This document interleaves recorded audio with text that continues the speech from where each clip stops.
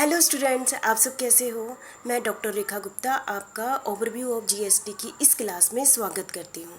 जैसा कि हमने पिछली क्लासेस में डिस्कस कर लिया है कि गवर्नमेंट का सबसे main source of the revenue income कौन सी होती है, टैक्स होती है। वैसे तो गवर्नमेंट ने जो इनकम जनरेट करने के लिए काफ़ी सारे डिपार्टमेंट चलाए हुए हैं, लेकिन गवर्नमेंट का जो मेजर पोर्शन आता है वो किससे आता है, टैक्स से आता है। तो टैक्स आपको पता है दो टाइप के होते हैं, एक कौन सा होता है डायरेक्ट टैक्स होता है, दूसरा कौन सा होता है इनडायरेक्ट टैक्स होता है। डायरेक्ट टैक्स कौन सा होता है, जो हमारा 1961 एक्ट बना हुआ है। डायरेक्ट टैक्स कौन सा होता है, वो टैक्स जो उसी पर्सन पर लगाया जाता है जिसने वो पेमेंट करनी होती है। वो पर्सन अपनी इस लायबिलिटी से बच नहीं सकता है। उस पर्सन की टैक्सेबल इनकम पर ये क्या लगता है, टैक्स लगता है। ऐसा नहीं है कि ये इंडिविजुअल पर लगता है, ये कंपनी भी है, इसको डिटेल में हमने पहले ही डिस्कस कर लिया हुआ है।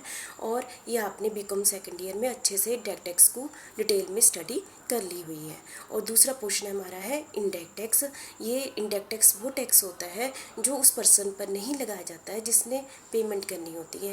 ये डिफरेंट स्टेजेस पर लगा कर एंड में उसी पर फाइनल कंज्यूमर से ये कलेक्ट किया जाता है। लेकिन ये लगाया किस पर जाता है, जैसे मैन्युफैक्चर पर लगा दिया, होलसेलर पर लगा दिया, रिटेलर पर लगा दिया, फिर एंड में वो उसकी वैल्यू को ऐड करते रहते हैं और एंड में वो सारी पेमेंट कौन करता है, कंज्यूमर करता है। लेकिन लगाया किस पर जाता है, फैक्ट्री वाले पर, होलसेलर पर, रिटेलर पर, वो उसकी वैल्यू एडिशन होती रहती है, एंड में वो क्या करते हैं, पेमेंट कंज्यूमर कर देता है। जैसा कि आपको पहले जीएसटी को पढ़ाने से पहले मैं आपको बता दूं, पहले इंडिया में इनडायरेक्ट टैक्स तो बहुत ही पुराना है, लेकिन गवर्नमेंट ने बहुत सारी इनडायरेक्ट टैक्स की स्कीम्स चलाई हुई थी जिसमें बहुत सारी वैरायटी को कवर करते थे, बहुत सारी वैरायटी को। लेकिन for example sale tax, service tax, VAT, central excise, many other indirect tax, बहुत सारे टैक्स जो क्या करते थे, बहुत सारी वैरायटी है। लेकिन में बड़ी सारी कन्फ्यूज़न हो जाती थी। इनको मैनेजमेंट करने के लिए अलग अलग डिपार्टमेंट्स बनाए हुए थे और इसमें बहुत ज़्यादा वैरायटी होने के कारण इसमें प्रॉब्लम्स आते थे। तो इसी बात को ध्यान में रखते हुए और इसकी कॉम्प्लेक्सिटी को कम करने के लिए क्या लेकर आया, जीएसटी लेकर आ गए। जीएसटी क्या होता है, मल्टीपल, मतलब कि ये amalgamation a large number of centre and state tax into a single tax. जो जीएसटी कौन सा है, ये कौन सा है, सिंगल टैक्स है। ये सबसे पहले पहला पॉइंट आपको क्लियर हो गया, इनडायरेक्ट टैक्स है। जीएसटी कौन सा टैक्स है, इनडायरेक्ट टैक्स है, ठीक है। दूसरा ये सिंगल टैक्स है। सिंगल टैक्स मतलब ये बहुत सारे टैक्स जो वैरायटी ऑफ इनडायरेक्ट टैक्स है उनको कंबाइन करके क्या बना दिया गया है, सिंगल टैक्स। और at national level, at national level मतलब ये पूरे इंडिया पर लागू होता है। नेक्स्ट पॉइंट है at all stages. All stages मतलब जीएसटी किस पर लगाया जाता है, जब मैन्युफैक्चरर करता है तब भी लगता है, फिर होलसेलर जब वो आगे आउटपुट निकालता है तब भी लगता है, फिर रिटेलर पर लगता है, एंड में वो फाइनल गुड्स में ऐड होता रहता है और उसके साथ पेमेंट करनी होती है। जैसा कि आपको पता है जीएसटी क्या है, ये किस पर लगाया जाता है, गुड्स एंड सर्विसेज पर लगाया जाता है। ये टैक्स किस पर लगाया जाता है, गुड्स एंड सर्विस पर मोस्टली। ये तो आपको पता ही है कि ये आपको इनपुट टैक्स क्रेडिट को मैं बाद में डिटेल में बताती हूँ। तो इतना आपको क्लियर हो गया, ये गुड्स एंड सर्विस टैक्स कौन सा है, इनडायरेक्ट टैक्स है, ठीक है। मतलब कि कंज्यूमर पेमेंट एंड में तो कंज्यूमर ही पेमेंट करता है, लेकिन लगाया किस पर जाता है, मैन्युफैक्चरर पर, होलसेलर पर, रिटेलर पर। और सिंगल टैक्स इसलिए कहते हैं क्योंकि हमारे पास बहुत ही वैरायटी ऑफ द टैक्सेस थी इनडायरेक्ट टैक्स की, जिसको कंबाइन करके एक ही हेड के नीचे ले आए, गुड्स एंड सर्विस टैक्स पर ले आए। और थर्ड है reduce cascading effect. Cascading effect क्या होता है, कास्केडिंग पहले आपको पता होना चाहिए कि टैक्स पर टैक्स हम पेमेंट कर रहे हैं। जैसे मेरा टैक्स बाई जैसे 1 लाख हमारी गुड्स थी, उसमें 10% कितना हुआ, 10,000 टैक्स बनता था। तो सिस्टम ऐसा था कि हमें 10 टैक्स के ऊपर भी टैक्स देना पड़ता था, ऐसा सिस्टम था जो पहले इनडायरेक्ट टैक्स सिस्टम था। इस बात को कम करने के लिए कि बार बार पब्लिक से पैसा ना निकाला जाए, तो वो उस चीज़ को खत्म है, डायरेक्टली एक बार ही लगाया जाए, तो उसको हम क्या कहते हैं, गुड्स एंड सर्विस टैक्स लगाए थे। 10% ही लगे, मतलब 10,000 ही पेमेंट करें, ना कि 10,000 पर फिर से वो पेमेंट करें। मतलब टैक्स के ऊपर टैक्स हम जब पेमेंट करते हैं तो उसको हम क्या कहते हैं, कास्केडिंग इफेक्ट। इस चीज़ को रिड्यूस करने के लिए गुड्स एंड सर्विस टैक्स लेकर आ गए। No distinction between goods and service, मतलब कि यहाँ पर है, या गुड्स और सर्विस को एक ही कैटेगरी में माना गया है। मतलब कि टैक्स लगेगा, जीएसटी लगेगा यदि गुड्स की सप्लाई हुई है या फिर सर्विस की हुई है। मतलब ऐसा नहीं कहते सर्विस के लिए अलग होगा, गुड्स के लिए अलग होगा, दोनों को एक ही कैटेगरी में माना गया है। अगला है पेड ऑन आउटपुट। हमेशा टैक्स किस पर दिया जाता है? Paid on output. जैसे मैं आपको थोड़ा सा बता दूँ, होलसेलर ने 1000 रुपये की चीज़ रिटेलर को बेची, फिर टैक्स लगा, ठीक है। फिर जब होलसेलर ने रिटेलर को चीज़ बेची, प्रॉफिट लगा के बेची, रिटेलर को जिस चीज़ पर आई उस पर भी उसने टैक्स दिया। लेकिन ऐसा नहीं है कि वो फुल पेमेंट करेगा, उसको कौन सा टैक्स उसमें से माइनस हो जाएगा? जो होलसेलर ने किया होगा, उसको हम कहते हैं input tax credit. By chance for example manufacturer ने जीएसटी दिया था 100 रुपया, होलसेलर ने दिया जीएसटी 120 रुपया और रिटेलर ने दिया 140। जो होलसेलर ने 120 दिए, मैन्युफैक्चरर ने 100 दिया, तो 20 रुपये देगा वो। 100 रुपया किसने पहले दे चुका है? मैन्युफैक्चरर दे चुका है, तो उसको कहते हैं इनपुट टैक्स क्रेडिट। और रिटेलर ने यदि 140 दिए हैं तो इसका मतलब 120 पहले जा चुके हैं, 100 मैन्युफैक्चरर ने दे दिया, होलसेलर ने 20 दे दिया, इसका मतलब रिटेलर कितना देगा? 20 दे देगा, ठीक है। मतलब कि इनपुट टैक्स क्रेडिट मतलब कि जितना आउटपुट, जितना टैक्स कैलकुलेट किया उसमें से कौन सा माइनस कर देंगे? Input tax credit. मुझे लगता है एग्जाम्पल से आप समझ गए होंगे। नो, ठीक है। पे tax on output, output tax calculate किया था, वो माइनस किया गया था इनपुट टैक्स क्रेडिट। जैसे ही मैंने एग्जांपल ले लिया आपको, कॉम्प्रीहेंसिव टैक्स है, ये कौन सा टैक्स है? कॉम्प्रीहेंसिव टैक्स है on manufacturer sale and consumption of goods and service at national level, ठीक है। नेक्स्ट है हमारा mostly substitute all indirect tax. जैसे कि मैंने अभी आपको बताया, जो जीएसटी है वो एक ही हम छाते के नीचे ले आए, बहुत सारे मार्केट में टैक्स थे। सेल टैक्स आपने सुना है, सर्विस टैक्स सुना है, वैट सुना है, सेंट्रल एक्साइज ड्यूटी सुना है, और बहुत सारे इनडायरेक्ट टैक्स थे। उन सभी को इकट्ठा करके एक सिंगल टैक्स बना दिया, कि वो कौन सा बना दिया? जीएसटी बना दिया। मतलब इस चैप्टर में हम बस ओवरऑल, यदि आप ये चैप्टर समझ गए मतलब पूरी बुक आपको आ गई, क्योंकि ये ओवरव्यू है, ये 3 लेक्चर में आपको कवर कर दूँगी। तो पूरी बुक को मैंने एक आपको निष्कर्ष करके आपको बता दिया, ये समझ लो।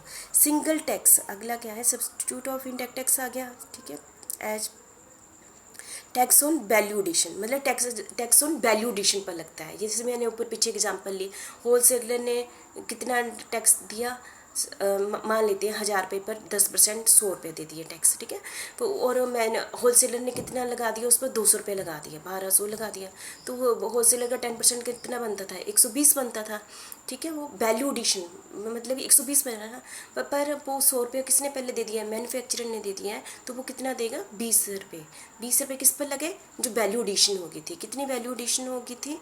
200 रुपये। 200 रुपये एडिशन की थी ना होलसेलर ने, तो टैक्स ऑन वैल्यू एडिशन, ठीक है। ये आपको समझ आ गया होगा। नेक्स्ट है उत्पत्ति कैसी हुई ऑफ जीएसटी। जीएसटी कैसे आया हमारे पास? ये इंडिया में कैसे आया, पूरे वर्ल्ड में कैसे आया, ग्लोबली कैसे आया? जेनेसिस, जेनेसिस मतलब genesis of goods and service tax. Genesis मतलब इसकी उत्पत्ति कैसे हुई? Genesis of goods and service tax. सबसे पहले हम ग्लोबली डिस्कस कर लेते हैं, पूरे वर्ल्ड में इसका क्या सिस्टम है, ये आपको बता दूँ। आपका जैसे ऑब्जेक्टिव टाइप क्वेश्चन भी आ जाते हैं, है ना, जैसे ऑब्जेक्टिव टाइप भी क्वेश्चन भी आ जाते हैं। ये पूरे इंडिया में कितने कंट्रीज़ पर लागू है? यदि आपको आ गया 160 कंट्री पर लागू है। और ये बहुत ही इंपॉर्टेंट है। सबसे पहले ये कौन सी कंट्री पर लागू हुआ था? फ्रांस पर लागू हुआ था। 1954 में लागू हुआ था, ठीक है। मैक्सिमम कंट्री ने एक जैसा जीएसटी अपनाया, मतलब एक जैसा मतलब पूरे उन्होंने अपने कंट्री में एक जैसा जीएसटी अपनाया। और मतलब एक जैसा एक कंट्री ने नहीं, बहुत सारी कंट्रियों में मिलकर एक जैसा ही गुड्स एंड सर्विस टैक्स अपना लिया है। नेशनल लेवल मतलब पूरे उस कंट्री पर, ऐसे नहीं एक पार्ट पर। जो नेशनल लेवल जीएसटी किस किस कंट्री ने अपनाया है? ऑस्ट्रेलिया, जर्मनी, स्विट्जरलैंड, और भी बहुत सारी कंट्री हैं। और स्टेट लेवल मतलब वहाँ पर, जैसे कि आपको पता है यूएसए की 50 स्टेट है, उनका rules and regulation her state के अलग अलग चलते हैं, तो उन्होंने अपने अलग अलग स्टेट के लिए अलग अलग जीएसटी बनाया है। तो स्टेट लेवल पर कौन से कंट्री पर चलता है? यूएसए पर लगता है। डुअल जीएसटी मतलब जहाँ पर नेशनल लेवल पर भी जीएसटी अलग से लगता है और स्टेट लेवल पर भी जीएसटी अलग से लगता है। दोनों टाइप का सिस्टम चलता है। वो कहाँ पर है? कनाडा और ब्राज़ील में है, ठीक है। Standard rate of GST, standard rate of GST means कि उनकी रेंज क्या है, मिनिमम कितनी रेंज है कि एक 15% टू 20%, मतलब ये 15% से लेकर 20% तक जीएसटी लगता है। आपको पता चल गया कि पूरे वर्ल्ड में कितने कंट्री पर लागू होता है? 160। और सबसे पहला कौन सा कंट्री था? फ्रांस था। और सभी कंट्रीज एक जैसा ही जीएसटी अपना रही है, कुछ नेशनल लेवल पर मतलब पूरे कंट्री पर एक जैसा जीएसटी लग रहा है। और स्टेट लेवल मतलब एक ही कंट्री के बीच में अलग अलग स्टेट अलग अलग GST system rules and regulation अपना रही है। और जहाँ पर दोनों नेशनल लेवल भी चल रहा है और स्टेट लेवल भी चल रहा है, वो कनाडा और ब्राज़ील है, और भी कंट्रीज होंगी। और इन सभी की रेंज कितनी है जीएसटी की, कितना लगता है 15% टू 20%। मुझे लगता है थोड़ा समझ आ गया हो गया।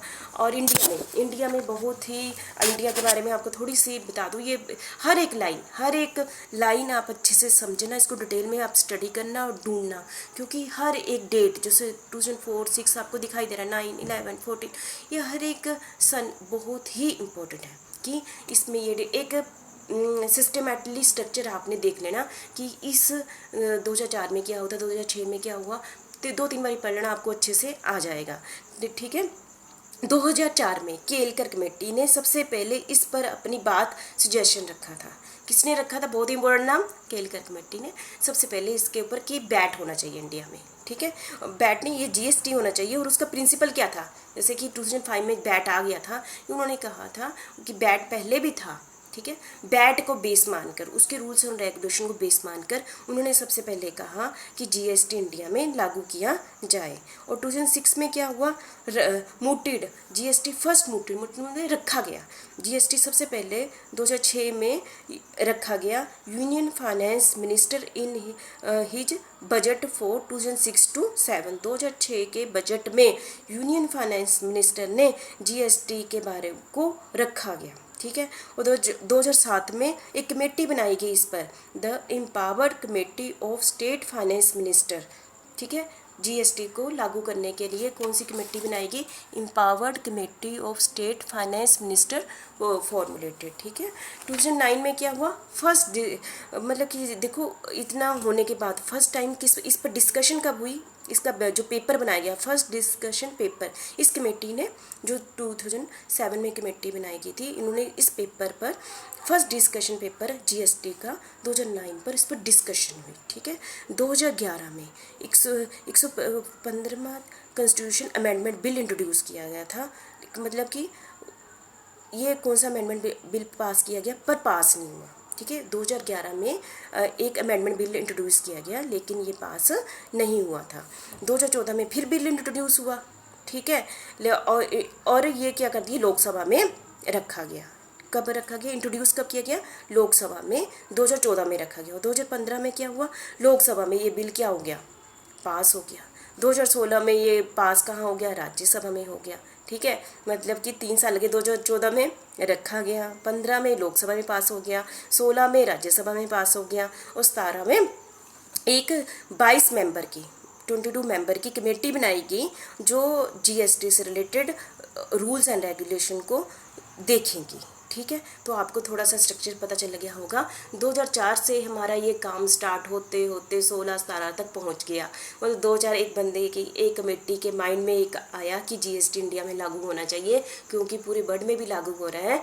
तो सबसे पहले ये केलकर जी के माइंड में आया, तो उन्होंने ये बात रखी और 2006 में यूनियन फाइनेंस में बजट में रखा गया, 2006 में रखा गया। और इससे रिलेटेड कमेटी बनाई गई 2007 में, और फर्स्ट डिस्कशन पेपर इसके लिए रखा गया 2009 में, और 11 में कॉन्स्टिट्यूशन अमेंडमेंट बिल रखा गया था पर पास नहीं हुआ था। 2014 में फिर अमेंडमेंट बिल रखा गया और लोकसभा में 2015 में पास हो गया, राज्यसभा में 2016 में पास हो गया, और 17 में इसके रिलेटेड 22 लोगों की एक कमेटी बनाएगी जो इसके क्या करेंगे, रूल्स एंड रेगुलेशन देखेंगे। जैसा कि मैं समझ रही हूँ आप सभी को थोड़ा जीएसटी के बारे में पता चल गया होगा। जीएसटी क्या होता है, जीएसटी क्या है, एक इनडायरेक्ट टैक्स है। ठीक है, मतलब कि ये कंज्यूमर से डायरेक्टली कलेक्ट नहीं किया जाता है, ये मैन्युफैक्चरर पर लगता है, होलसेलर पर लगता है, रिटेलर पर लगता है। ये तीनों उसकी वैल्यू को ऐड करते रहते हैं और किससे लेते हैं, कंज्यूमर से ले लेते हैं। ये आपको पता चल गया, क्योंकि जीएसटी को लागू होने से पहले इससे पहले बहुत सारे इनडायरेक्ट टैक्स थे, अलग अलग टैक्स हम पेमेंट करते रहते थे। इन सभी को इकट्ठा करके एक ही सिंगल टैक्स बना दिया गया, जैसे कि मैंने आपके। और ये किस पर लगता है, जीएसटी गुड्स एंड सर्विस पर लगता है। किस पर लगता है, गुड्स एंड सर्विस पर लगता है। और यदि जब रिटेलर देता है टैक्स, तो किसको माइनस किया जाता है, पिछले बार उन्हें जो पेमेंट कर दी गई है, तो उसको माइनस को क्या कहते हैं, इनपुट टैक्स क्रेडिट कहते हैं। ठीक है, जितना तो आपको समझा गया कि गुड्स एंड सर्विस इंटरेस्टिंग है ना। और ये किस पर लगाया जाता है, वैल्यू एडिशन पर टैक्स पेमेंट करते हैं। और लास्ट में हमने डिस्कस किया ये सबसे पहले पूरे कितने कंट्रीज़ को ने अपनाया है, 160 कंट्री ने अपनाया है। और ये सबसे पहले कहाँ लागू हुआ था, फ्रांस में 1954। हम कितने लेट हैं, फ्रांस ने सबसे पहले 1954 में अपनाया था, और हमने कब अपनाया है, ये हमने 2016 के टाइम में। और ये पूरे वर्ल्ड में एक जैसा अपनाया जाता है, नेशनल लेवल पर, स्टेट लेवल पर। कई जगह दो दो टाइप के हैं, जैसे कनाडा ब्राज़ील में डूल जीएसटी है, और स्टैंडर्ड 15 to 20% है। और इंडिया में सबसे पहले केलकर कमेटी ने इसके माइंड में आया था बैट लगना चाहिए, और 2006 में बजट में ये रखा गया। 2007 में कमेटी बनाई गई, पावर कमेटी बनाई गई, और 2009 में, ठीक है, 2009 में फर्स्ट डिस्कशन पेपर रखा गया इस कमेटी ने। 2011 में ये बिल रखा गया कॉन्स्टिट्यूशन में, पर पास नहीं हुआ। 2000 में फिर अमेंडमेंट के साथ ये बिल रखा गया, और 2015 में लोकसभा में पास हो गया, 2016 में राज्यसभा में पास हो गया, 17 में इसके लॉस को फिर से रिवाइज करने के लिए, फिर इसके लुक देखने के लिए एक कमेटी बनाई गई। तो मुझे लगता है थोड़ा सा बेसिक जीएसटी के बारे में आप सबको पता चल गया होगा। Thank you very much.